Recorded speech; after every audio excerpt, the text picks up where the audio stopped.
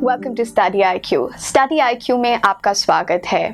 अक्सर हम देखते हैं कि लोग हमें नसीहतें देते हैं कि कोशिश करते रहिए, लेकिन असल ज़िंदगी में काफ़ी मुश्किल होता है, स्पेशली अगर आपको फेलियर मिल जाए या आप देखते हैं कि आपके जो साथी हैं उनके पास 5 साल का वर्क एक्सपीरियंस हो गया है और आप अभी भी पढ़ाई कर रहे हैं। लेकिन इन सारी परिस्थितियों से जूझते हुए हमारे बीच आज ये बहुत ही इम्पॉर्टेंट और रोमांचक सक्सेस स्टोरी है अभिषेक गुप्ता जी की, जिन्होंने यूपीएससी में रैंक 498 इस बार के एग्जाम में रैंक 498 ये लेके आए हैं और ये इनका 6th अटेम्प्ट था, ये इनका आखिरी अटेम्प्ट था।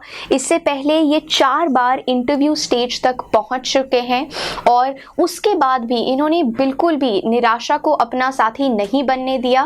लास्ट अटेम्प्ट ऑफ कोर्स ये थोड़ा सोच रहे थे कि क्या मैं छोड़ दूं, लेकिन इन्होंने कोशिश का दामन बिल्कुल नहीं छोड़ा और यहाँ पर we are having an officer in just about to take his duty very soon after his training with us. So यहाँ एक और चीज़ मैं आपको बता दूं कि इन्होंने गुजराती लिटरेचर से, जो कि कई बार हम सोचते हैं कि ऑप्शनल में हमें सोशियोलॉजी लेना चाहिए, पब्लिक एडमिनिस्ट्रेशन लेना चाहिए, ज्योग्राफी लेना चाहिए या पॉलिटिकल साइंस लेना चाहिए या हिस्ट्री लेना चाहिए, क्योंकि ये स्कोरिंग माने जाते हैं।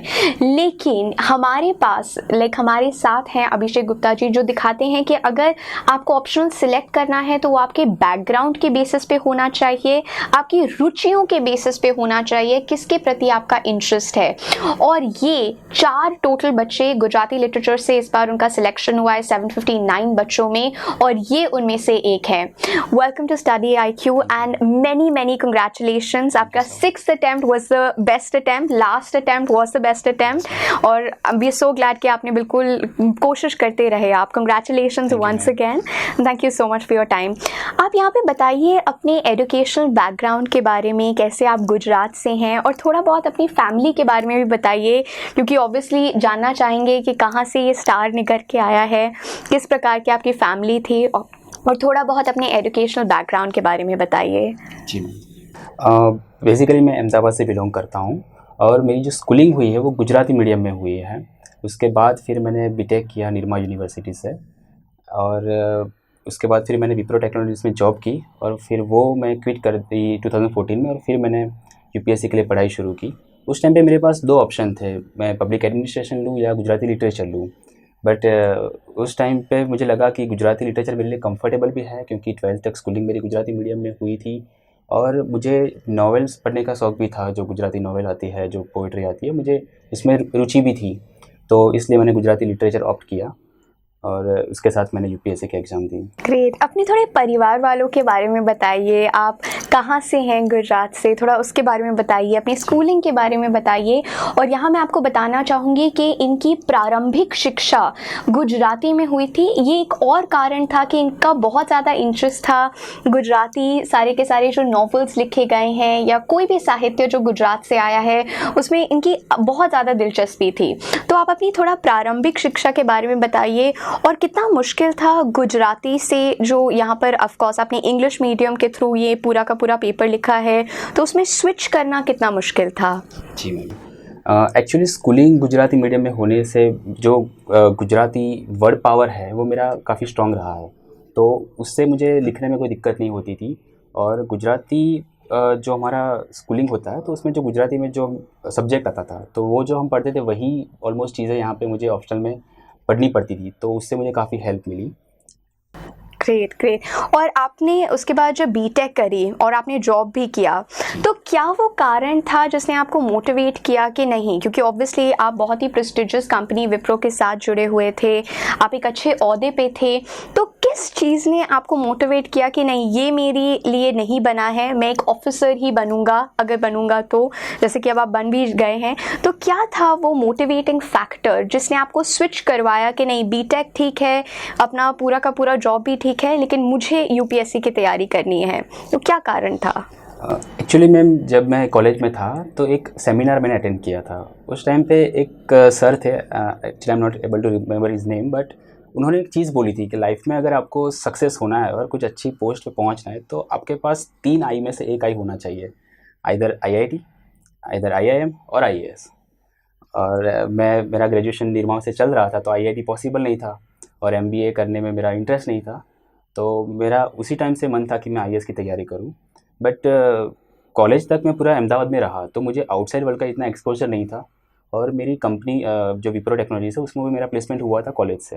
तो मैंने सोचा कि 1-1.5 साल जॉब करता हूँ, मैं बाहर जाऊँगा तो थोड़ा आइडिया आएगा कि कैसा है, मतलब वर्क कल्चर कैसा होता है, और थोड़ा इंडिपेंडेंट भी बनूंगा। इसलिए मैंने फिर जॉब ज्वाइन की। बट जॉब में मेरा जो प्रोजेक्ट था वो थोड़ा सपोर्ट बेस्ड था, तो मुझे इतना टाइम नहीं मिल रहा था कि मैं पढ़ाई भी कर पाऊँ। इसलिए मैंने जॉब क्विट कर दी और फिर घर पे आके प्रिपरेशन शुरू कर दी। ग्रेट। सो यहाँ पर ऑफ कोर्स एक सेमिनार बना, मेन रीज़न कि हम लोग यहाँ पर आपको एक ऑफिसर के रूप में देख पा रहे हैं। आप बताइए कि आपने कहा था कि 2014 और 15 में जब आपने पहला और दूसरा अटेम्प्ट दिया था वो आप ऑफ कोर्स जॉब के साथ दे रहे थे, पूरी शिद्दत के साथ आपने नहीं दिया था, पूरी तरह से आपने तैयारी नहीं करी थी। तो आप क्या रेकमेंड करते हैं, क्योंकि ऑफ कोर्स जो 6 इंपॉर्टेंट अटेम्प्ट्स होते हैं, तो ऑब्वियसली आपके जो बाकी के 4 अटेम्प्ट थे आप इंटरव्यू तक भी गए हर एक अटेम्प्ट में, लेकिन आप क्या रेकमेंड करेंगे कि क्या एक टेस्ट लेने के लिए कि कैसा एग्ज़ाम होता है, अपना अटेम्प्ट वेस्ट करना आप रेकमेंड करेंगे किसी को, या आप कहेंगे कि नहीं पूरी तैयारी करके ही आपको मैदान में उतरना चाहिए? तो आप रेकमेंड क्या करेंगे? मैं बिल्कुल रेकमेंड नहीं करूँगा कि आप अपना अटेम्प्ट वेस्ट करें, ताकि बल्कि मैं तो ये बोलूँगा कि अगर आपकी ग्रेजुएशन ख़त्म हो जाती है तो उसके बाद भी आप 1 साल ले पूरी प्रिपरेशन करें और फिर एग्ज़ाम दें, ताकि आप फर्स्ट अटेम्प्ट में निकल पाए। ऐसा नहीं है कि मुझे नो डाउट बहुत टाइम लग गया, 6 साल लग गए, बट आप अगर 1 साल अच्छे से प्रिपरेशन करते हो तो it is possible to clear the exam in 1 attempt. Lovely, incredible. So he is inspiring each and every person कि अपने अटेम्प्ट को वेस्ट मत कीजिए, अपनी काबिलियत पे आपको बिल्कुल विश्वास होना चाहिए। जैसे कि आपने तैयारी करी और 3rd अटेम्प्ट के बाद ये चारों अटेम्प्ट में इंटरव्यू स्टेज तक पहुँचे हैं। आप यहाँ पे बताइए, ऑफ कोर्स 4 अटेम्प्ट आपने इंटरव्यू स्टेज तक क्लियर करे हैं, तो आप प्रीलिम्स के तो एक तरह के दिग्गज हो ही गए हैं। तो आप प्रीलिम्स को किस प्रकार की प्रिपरेशन स्ट्रैटेजी रेकमेंड करेंगे? अब ऑफ कोर्स बहुत जल्द प्रीलिम्स के लिए काफ़ी सारे बच्चे बैठने भी वाले हैं, तो आप उन्हें क्या स्ट्रैटेजी रेकमेंड करेंगे और आपने क्या स्ट्रैटेजी फॉलो करी? जी, एक्चुअली मेरे हिसाब से जो ये 3 स्टेज का एग्ज़ाम रहता है, प्रीलिम, मेंस और इंटरव्यू, तो सबसे जो टफ पार्ट है वो प्रीलिम्स है, क्योंकि around 8 to 10 lakh students are appearing in preliminary examination, around only 15,000 are able to clear. So ये सबसे चैलेंजिंग और टफ पार्ट है, और उसके लिए मैं रिकमेंड करूँगा कि आप कंसाइज स्टडी करें, बट उसको रिवाइज ज़्यादा टाइम करें। जैसे कि अभी मतलब प्रीलिम्स आ रहा है, तो मतलब बहुत सारी इंस्टीट्यूट ने मतलब अपने खुद के करंट अफेयर निकालने शुरू कर दिए हैं। एक ही चीज़ पे आपके पास 4-5 बुक्स अवेलेबल रहती है। जैसे कि अगर मैं पॉलिटी की बात करूँ तो लक्ष्मीकांत है, डीडी बासु है, पीएम बख्शी है, तो कौन सी बुक पढ़े? तो मैं बच्चों को ये रिकमेंड करना चाहूँगा कि किसी एक सोर्स पे रिलाई करें और उसको मैक्सिमम टाइम रिवाइज करें, तो वो आपको ज़्यादा हेल्प करेगा। और टेस्ट सीरीज़ पे ज़्यादा ध्यान दें, मतलब स्टैटिक पोर्शन का अपना आप रेफरेंस बुक पढ़ रहे हो, उसके साथ साथ आप अराउंड 30-35 टेस्ट अगर आप लिखते हो तो आपको बहुत बेनिफिशियल रहेगा। और उसके साथ जो मैंने देखा है बच्चों के साथ, वो प्रीवियस ईयर के पेपर नहीं देखते हैं, वो बहुत इंपॉर्टेंट है। जैसे 2011 से ये पैटर्न चेंज हुआ है, तो 2011 से लेके 2018 तक के जो अगर आप प्रीवियस ईयर के पेपर रिवाइज करोगे तो उससे आपको आइडिया आएगा, बहुत आइडिया मिलेगा। क्योंकि ये जो एग्ज़ाम है, प्रीलिमिनरी एग्ज़ाम, वो टफ भी है, और अगर आपको पता चल गया कि कैसे आपको अटेम्प्ट करना है तो वो ईजी भी है। अराउंड 30 to 40% क्वेश्चन होते हैं जो सबको आते हैं, बाकी के जो 50 to 60% क्वेश्चन है वो ट्रिकी रहते हैं। 4 ऑप्शन है, 2 आपने एलिमिनेट कर दिए, बाकी 2 बचे। तो ये जो एलिमिनेशन मेथड है वो आप अगर प्रीवियस ईयर के पेपर आप सॉल्व करोगे मैक्सिमम नंबर ऑफ टाइम, तो आप अच्छे से ये सीख पाओगे। तो मैं ये रिकमेंड करूँगा कि कंसाइज स्टडी करो, उसको maximum number of time revise करो और टेस्ट सीरीज़ ज़्यादा लिखो। तो अब तो आप आई थिंक 4th अटैम्प्ट तक तो आप प्रिडिक्ट करने लग गए होंगे कि ये प्रीलिम्स में आएगा, ये नहीं आएगा, तो इस तरह का आपकी क्रेडिबिलिटी हो गई होगी, आपको पता चल गया होगा पहले से ही 4th अटैम्प्ट प्रीलिम्स में, या? जी मैम, मतलब ऐसा है कि मैं जैसे कि बहुत सारे टॉपिक्स मैं स्किप करता हूँ, एंशिएंट है, मिडिवल है, आर्ट एंड कल्चर, मैं ये नहीं पढ़ता। क्योंकि मुझे पता है कि जो स्टैटिक पोर्शन है वो 30 to 40% कवर करता है, बाकी का 40% है वो करंट अफेयर कवर करेगा। अब करंट के बिना तो क्वेश्चन पर निकलेगा नहीं, तो मैं करंट पे ज़्यादा फोकस करता था। तो अगर आपको ये पता है, और ये मुझे इसलिए पता था क्योंकि मैंने प्रीवियस ईयर के पेपर बहुत बार रिवाइज़ किए थे, तो उससे क्या है कि आइडिया लग जाता है कि पॉलिटी में से कितने क्वेश्चन आ सकते हैं, मैक्सिमम टू मिनिमम 10 क्वेश्चन तो आने ही आने हैं। तो जिस टॉपिक से मैक्सिमम नंबर ऑफ क्वेश्चन आने की संभावना थी, तो वो मैंने ज़्यादा रिवाइज किया था। राइट। मीन्स और इंटरव्यू पे जाने से पहले अभी आपने एक बहुत ही अच्छी और इम्पॉर्टेंट बात छेड़ी कि एक तो ऑफ कोर्स आपको खुद सेल्फ असेसमेंट करना है ताकि आप एलिमिनेट कर सके टॉपिक्स को, और करंट अफेयर्स की बहुत अहम भूमिका है। तो आप क्या रेकमेंड करेंगे कि डेली कितना समय हमें व्यतीत करना चाहिए आइडियली, जो एस्पिरेंट्स हैं उनको हिंदू पढ़ने में या इंडियन एक्सप्रेस पढ़ने में, या कौन सा न्यूज़पेपर अव्वल पढ़ना चाहिए, ये भी दुविधा रहती है दोनों के बीच में, और कितना समय व्यतीत करना चाहिए, कितना कितना पोर्शन करना चाहिए, और क्या आपको लगता है कि करंट अफेयर्स पढ़ने से पहले सिलेबस को प्रॉपरली अपने फिंगर टिप्स पे करना, क्योंकि कई बार हम पढ़ लेते हैं लेकिन हमें पता नहीं है कि ये खबर ज़रूरी भी है कि नहीं है। तो आप क्या रेकमेंड करेंगे न्यूज़पेपर रीडिंग स्ट्रैटेजी के अंतर्गत, क्या क्या आप रेकमेंड करेंगे एस्पिरेंट्स को? मेरे हिसाब से आपका पॉलिटी और इकोनॉमी, ये जो दो चीज़ है वो आपकी मतलब बहुत अच्छे से स्ट्रॉन्ग होनी चाहिए, तभी आप करंट अफेयर्स को अच्छे से समझ पाओगे। जैसे कि अभी मतलब लोकसभा का इलेक्शन आएगा तो कैसे इलेक्शन होता है, क्या ये सब न्यूज़ आप पढ़ोगे, लेकिन अगर आपका कॉन्स्टिट्यूशन अच्छे से पढ़ा हुआ नहीं है, अगर आपको इकोनॉमी के बारे में पता नहीं है, आरबीआई के बारे में पता नहीं है, तो आप अच्छे से उसको पढ़ नहीं, मतलब करंट अफेयर को आप अंदर ग्रास्प नहीं कर पाओगे। तो फर्स्ट ऑफ ऑल आप अपना स्टेटिक क्लियर करो, कॉन्स्टिट्यूशन अच्छे से पढ़ लो, इकोनॉमी अच्छे से पढ़ लो, उसके बाद आप अगर करंट अफेयर पढ़ोगे तो आपको वो पढ़ने में मज़ा भी आएगा, आप सोच भी पाओगे कि एग्जैक्टली मतलब जो राइटर है वो कहना क्या चाहते हैं, वो सही कह रहे हैं गलत कह रहे हैं, तो आप अपने आइडियाज़ खुद से डेवलप कर पाओगे।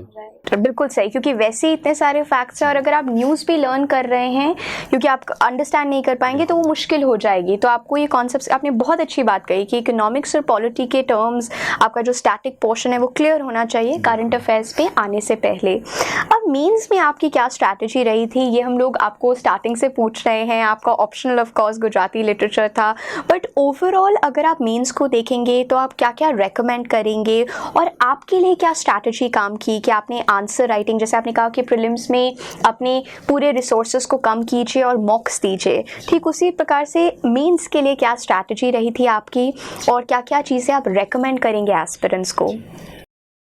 मेरा फोर्थ मेंस था और फोर्थ इंटरव्यू था, तो आगे की 3 मेंस में मैंने बहुत सारी गलतियां की थी। मैं पहले वो बताना चाहूँगा ताकि जो नए एस्पिरेंट्स है वो गलती ना करे।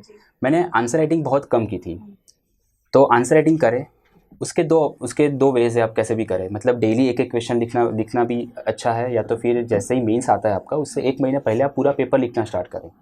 ठीक है, 2 तरीके से कर सकते हैं। दूसरी चीज़ की मेंस में एक चीज़ इंपॉर्टेंट है कि आपको फैक्ट्स इतना मैटर नहीं करता है, मैटर करता है कि आप एक चीज़ को कितने डायमेंशन में स्प्रेड कर सकते हो। भले ही क्वेश्चन पॉलिटी का पूछा हो, लेकिन आप उसको पास्ट के साथ कन्वर्ज करके हिस्ट्री पे जा सकते हो, उसको पॉलिटिकल इम्पैक्ट्स क्या होगी, उसकी इकोनॉमिक इम्पैक्ट्स क्या होगी, उसकी एनवायरमेंटल इम्पैक्ट क्या होगी, वो सब आप जितने ज़्यादा डायमेंशन लिखोगे नंबर उतने ज़्यादा आएंगे। तो पहले क्या था कि मैं टू द पॉइंट लिखने की कोशिश करता था, जो पूछा वो लिख दिया, मतलब ज़्यादा मेरे आइडियाज़ नहीं थे, ज़्यादा डायमेंशन में कवर नहीं करता था, तो मेरे नंबर बहुत कम आते थे। इस अटेम्प्ट में मैंने अराउंड 12 to 15 पेपर्स लिखे थे मेंस के, और मैंने जो अपनी जो थॉट्स प्रोसेस थी उसको एक्सपांड किया था। मतलब क्वेश्चन कोई भी हो मैं उसको एक्सपांड करूँगा कि कितने डायमेंशन में उसका मैं आंसर लिख सकता हूँ, तो उस पर मेरा ज़्यादा फोकस रहा था इस बार। और वो तभी आएगा जब आप करंट अफेयर में अच्छे से मतलब स्ट्रॉन्ग होंगे। तो करंट अफेयर और स्टेटिक दोनों को मिला के अगर आप अच्छे से आंसर लिख सकते हो तो मेंस मेरे ख्याल से काफ़ी इजी पार्ट है। जैसे मैंने बताया प्रीलिम जितना टफ है, मेंस उतना ही ईजी है। ये बहुत अच्छी बात कही आपने कि आपका बहुत इंपॉर्टेंट डायमेंशंस होने चाहिए, प्लूरलिस्टिक आंसर होना चाहिए, क्योंकि एज ऑफिसर्स आपको सारे पहलू पता होने चाहिए और वो यही देखना चाहते हैं। अब यहाँ आपने 4th टाइम इंटरव्यू भी दिया, तो ऑफ कोर्स ये इंटरव्यू बेस्ट इंटरव्यू रहा क्लियरली, क्योंकि रिजल्ट्स के हिसाब से हम बोल सकते हैं।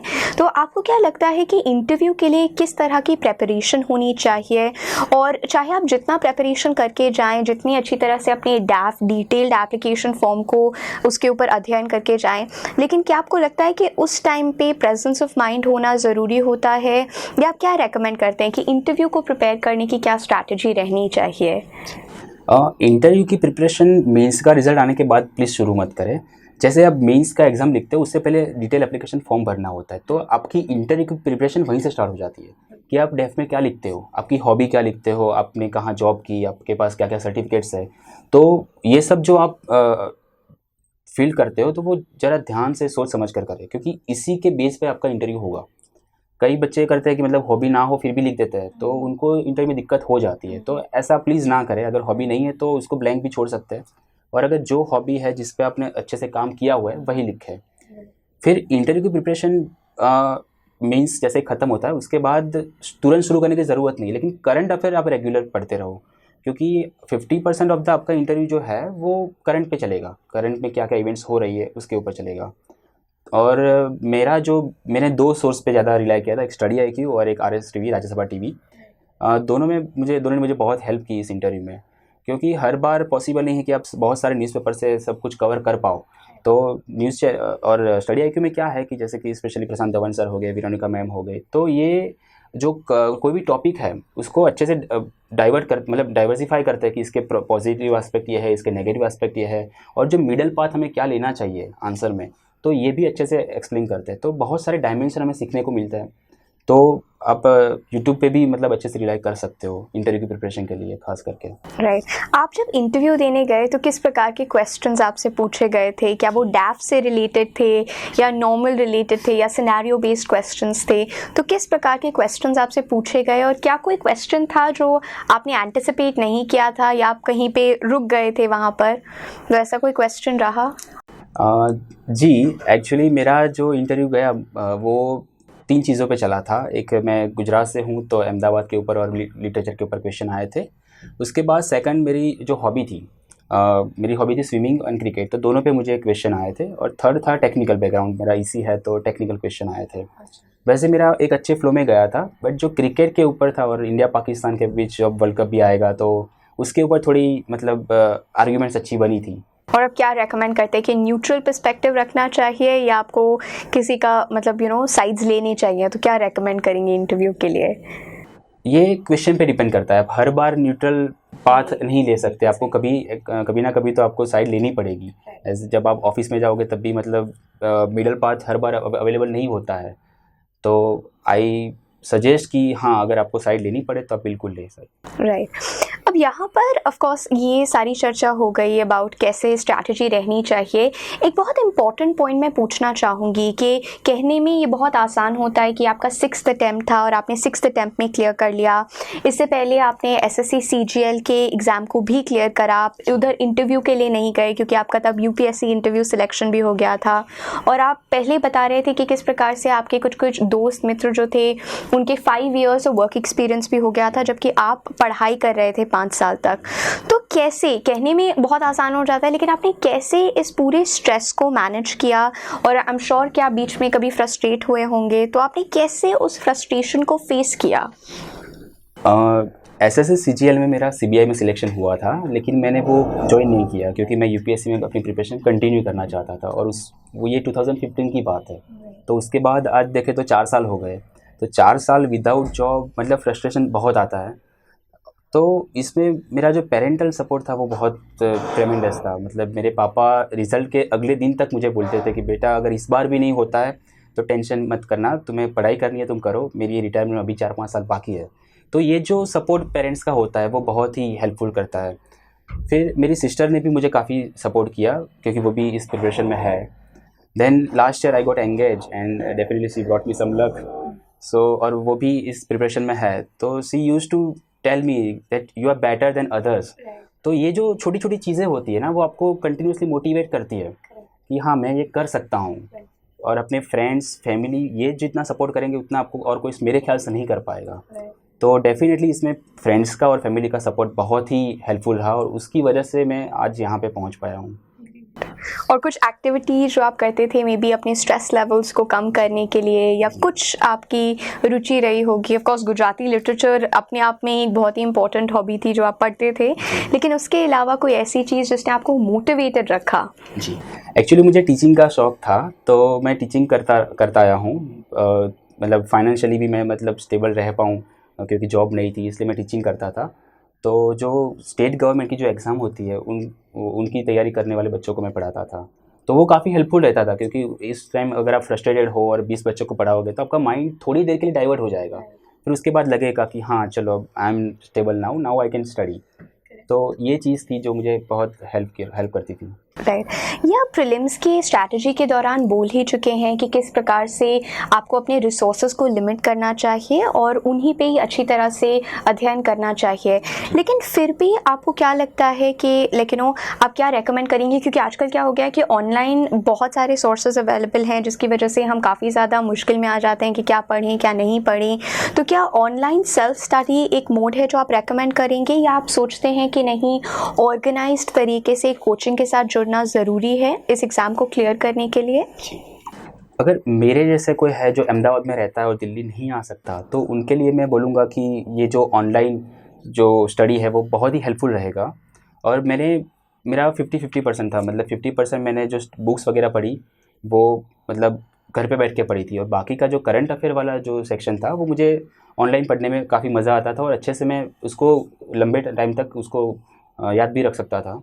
तो मैं ये रिकमेंड करूँगा कि अभी यूट्यूब पे बहुत सारी चीज़ें अवेलेबल है, तो आप उस पर रिलाई करें तो काफ़ी अच्छा रहेगा आपको। और आप खुद के नोट्स बनाना, जी, खुद के नोट्स बनाना बहुत इंपॉर्टेंट है, क्योंकि जैसे कि स्टडी IQ हो गया, ओनली IAS चैनल है, वो सब जो एडिटोरियल आते हैं उसको आपको हिंदी में या इंग्लिश में एक्सप्लेन करते हैं। तो डेली के एडिटोरियल आप देखोगे तो भूल जाओगे, तो इससे बेटर है कि आप एक एक पेज की नोट्स बना लो, तो वो काफ़ी हेल्पफुल रहता है। परफेक्ट। यहाँ पर आप कोई मैसेज देना चाहते हैं एस्पिरेंट्स को, फेलो एस्पिरेंट्स को, जो कि UPSC के लिए या तो मतलब एम कर रहे हैं या इस साल बैठने भी वाले हैं, कुछ इंपॉर्टेंट टिप्स जो आप देना चाहेंगे? जी, जैसे हमारी बात हुई, ये मेरा 6th अटेम्प्ट था और मेरा 4th कंसेक्यूटिव इंटरव्यू था और मेरे पास कोई जॉब नहीं थी। तो जो मेरे जैसे लोग हैं जिनके पास जॉब नहीं और ये उनका 3rd 4th अटेम्प्ट चल रहा है, तो मैं उनको ये बताना चाहूँगा कि आप निराश मत होइए। आप डेडिकेशन रखें और अपने पे विश्वास रखें कि हाँ, मैंने मेहनत की है तो मुझे इसका रिज़ल्ट ज़रूर मिलेगा। पिछले साल तक मैं भी फ्रस्ट्रेट हो गया था कि मैंने ये UPSC ज्वाइन करके शायद कोई गलती तो नहीं कर ली, क्योंकि मैंने अच्छी जॉब छोड़ी थी CBI की, मेरी मल्टीनेशनल कंपनी में जॉब थी। तो अपने आप को मैं बहुत क्वेश्चन कर रहा था, मतलब I started questioning my self कि मैं सही हूँ, गलत कर दिया, गलती हो गई। पर नहीं, अगर आपने मेहनत की है, डेडिकेशन के साथ मेहनत की है, हार्ड वर्क किया है, तो आपको उसका रिज़ल्ट पक्का मिलेगा। हाँ, 1 साल देर हो सकती है, 1-2 साल, लेकिन रिज़ल्ट आपको पक्का मिलेगा। लेकिन यह है कि आपको लॉयल रहना है अपने आप से। आप अपने आप को फूल नहीं बना सकते कि आपने जो डिसाइड किया आज सुबह कि मैं शाम तक ये कंप्लीट करूँगा, तो आपको करना है। तो अगर आप अपने आप से लॉयल रहेंगे, डेडिकेशन रहेगा, हार्ड वर्क रहेगा, तो उसका रिज़ल्ट बिल्कुल मिलेगा। फ्रस्ट्रेट बिल्कुल मत होना। और जो फ्रेशर्स है उनको मैं ये बोलना चाहूँगा कि मेरा 4th अटेम्प्ट में हुआ, तो इसका मतलब ये नहीं कि आपको भी 4th अटेम्प्ट लग ही जाएगा। एक्चुअली जब मैंने प्रिपरेशन स्टार्ट की तब उस टाइम पे 2015 के करीब लोग बोलते थे कि UPSC में 3-4 साल लग ही जाते हैं, और आज हम देखें तो फर्स्ट अटेम्प्ट में क्लियर करने वाले बच्चे ज़्यादा है।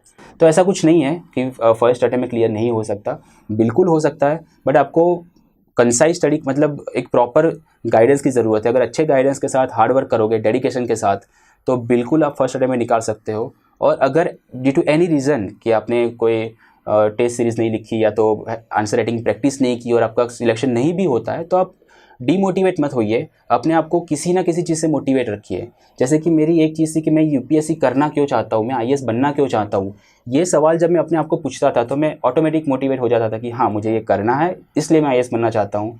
तो अपने आप को पूछिए कि आप क्यों इस फील्ड में आए हो, क्यों आपको IAS बनना है, और जब इसका सही जवाब अंदर से आएगा तो डेफिनेटली आप कभी डिमोटिवेट नहीं होंगे और आप क्लियर कर पाएंगे। एक जो कॉमन लिंक देखा गया है एनालिसिस के हिसाब से, इस बार सारे के सारे UPSC टॉपर्स हो गए या अधिकतर जो बच्चे सिलेक्ट हुए हैं, उनमें एक कॉमन या 2 कॉमन लिंक्स थे कि एक तो वो सारे इंजीनियर्स थे, जैसे कि आप भी हैं इंजीनियर, आपने भी BTech करी है, और दूसरा कि वो सोशल नेटवर्किंग साइट से बहुत दूर थे, तो उनका कोई प्रेजेंस नहीं था, वो ना इंस्टाग्राम पे थे, ना ट्विटर पे थे, ना फेसबुक पे थे। तो आपके हिसाब से क्या क्या डिस्ट्रैक्शंस रहती है जिन्हें बिल्कुल मिनिमाइज़ करना चाहिए? क्योंकि ऑब्वियसली आपने एक बहुत अच्छी खूब बात कही कि डिटर्मिनेशन और फोकस्ड रहना बहुत ज़रूरी है, लेकिन ऑब्वियसली ये जो बहुत ही कभी कभी डिस्ट्रैक्शंस हो जाती हैं, तो किस तरह की डिस्ट्रैक्शंस आप कहेंगे कि डिस्ट्रैक्शन होती है? क्या आप सोशल मीडिया को भी डिस्ट्रैक्शन मानेंगे एक तरह की, और क्या आप इनसे दूर थे? Actually you can not isolate your self from the world. आपको अटैच तो रहना है फ्रेंड्स के साथ, फैमिली के साथ, बट सोशल मीडिया से मैं भी मतलब डिटैच हो चुका था। मेरा व्हाट्सएप फेसबुक पे मैं इतना एक्टिव नहीं रहता था, क्योंकि वो थोड़ा टाइम वेस्टिंग हो जाता है। आप मतलब बोलोगे कि 5 मिनट के लिए मैं ये देख लेता हूँ, तो 5 मिनट का कब 1 घंटा हो जाता है आपको पता नहीं चलता, तो उसको मैंने अवॉइड किया था।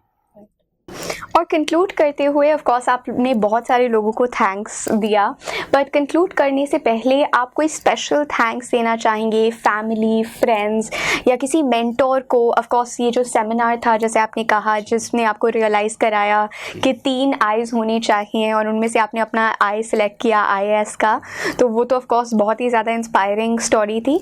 लेकिन इसके अलावा किसी और को आप थैंक्स देना चाहेंगे, श्रेय देना चाहेंगे अपनी सक्सेस का? फ़र्स्ट ऑफ़ ऑल मैं मेरे पेरेंट्स को थैंक्स बोलना चाहूँगा क्योंकि उनका जो सपोर्ट था, अगर वो नहीं मिलता तो मैं यहाँ तक नहीं पहुँच पाता। उसके बाद मेरी सिस्टर का मोरल सपोर्ट मुझे बहुत मिला था क्योंकि कंटिन्यूअसली जैसे-जैसे मैं फ़ेल होता था, मेरे पास 15-20 दिन रहते थे प्रीलिम के लिए, तो वो बहुत हेल्प करती थी। और आपने कहा यहाँ पे मैं आपको रोकना चाहूँगी कि वो भी तैयारी कर रही हैं, तो अब तो वो बहुत ज़्यादा मोटिवेटेड हो गई होंगी। तो 2 ऑफिसर्स होने वाले हैं यहाँ पर इस फैमिली में, है ना? बहुत ज़्यादा। और उसके बाद लास्ट टाइम मेरी एंगेजमेंट हुई तो मेरी फियांसे ने भी मुझे बहुत सपोर्ट किया था, कंटिन्यूअसली मोटिवेट किया और पढ़ाई में भी बहुत हेल्प की थी। उसके अलावा स्टडी IQ प्लेटफॉर्म का भी मैं थैंक्स करना चाहूँगा क्योंकि पर्टिकुलरली इंटरव्यू के टाइम पे मुझे उनके वीडियोस ने बहुत हेल्प की है। देन स्पीपा इंस्टीट्यूट जो है अहमदाबाद बेस्ड, उसको मैं थैंक्स बोलना चाहूँगा क्योंकि उन्होंने मेरा मॉक इंटरव्यू कंडक्ट किया था और प्रीलिम और मेंस के दौरान पेपर राइटिंग भी करवाते थे, आंसर राइटिंग भी करवाते थे। तो बहुत काफ़ी हेल्प मुझे मिली थी स्पीपा के कोचिंग से। परफेक्ट। एक और ख़ास चीज़ मैं बता दूँ, इस पूरे अंतराल के दौरान अभिषेक जी की एक और जो खूबी है वो है इनकी हम्बलनेस, जो कि डेफिनेटली इंटरव्यूअर्स को बहुत ही ज़्यादा बहुत पसंद आई होगी बिकॉज वो ऑब्वियसली ऑफिसर में ह्यूमिलिटी की क्वालिटी देखते ही हैं।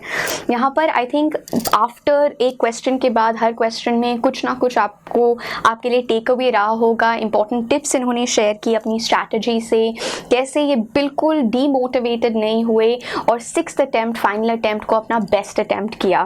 Thank you so much again for your time and I hope कि आप सब लोग बहुत मोटिवेटेड होंगे इस पर्टिकुलर वीडियो के माध्यम से।